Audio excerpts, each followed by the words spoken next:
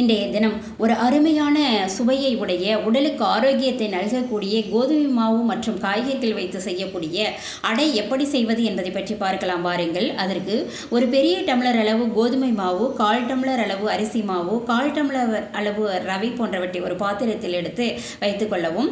பிறகு ஒரு சிறிய மிக்சி ஜாரினில் 4 காய்ந்த மிளகாய், 1/2 ஸ்பூன் பெருஞ்சீரகம், 1/2 ஸ்பூன் சீரகம் சேர்த்து தண்ணீர் இல்லாமல் பொடியாக அரைத்து அந்த மாவினில் சேர்த்து இட்லி மாவு பதத்திற்கு தண்ணீரும் சேர்த்து கிளறி வைத்துக் கொள்ளவும்.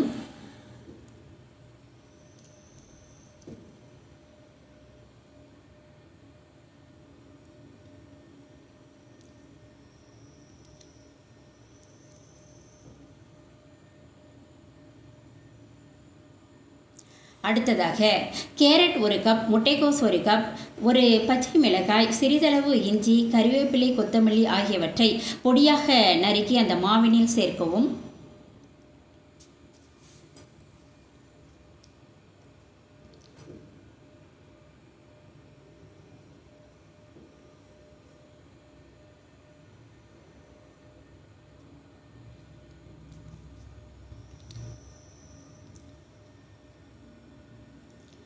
பிறகு 1/4 ஸ்பூன் மஞ்சள் தூள், தேவையான அளவிற்கு உப்பு, தண்ணீரும் சேர்த்து அடைமாவு பதத்திற்கு பிசைந்து வைத்துக் கொள்ளவும்.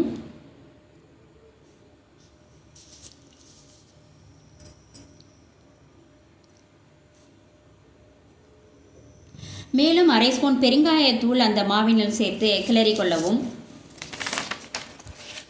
இறுதியாக அடுப்பில் தோசைக்கல்லை வைத்து 2 ஸ்பூன் அளவிற்கு நல்லெண்ணெயை விட்டு மாவினை அதில் சேர்த்து படரும்படி செய்து ஒரு புறம் வெந்ததும் மறுபுறம் திருப்பி மீண்டும் 1 ஸ்பூன் அளவிற்கு நல்லெண்ணெயை விட்டு வேக வைத்து எடுத்தால் ஒரு சுவையான கோதுமை காய்கறிகள் சேர்த்து அடை தயார்.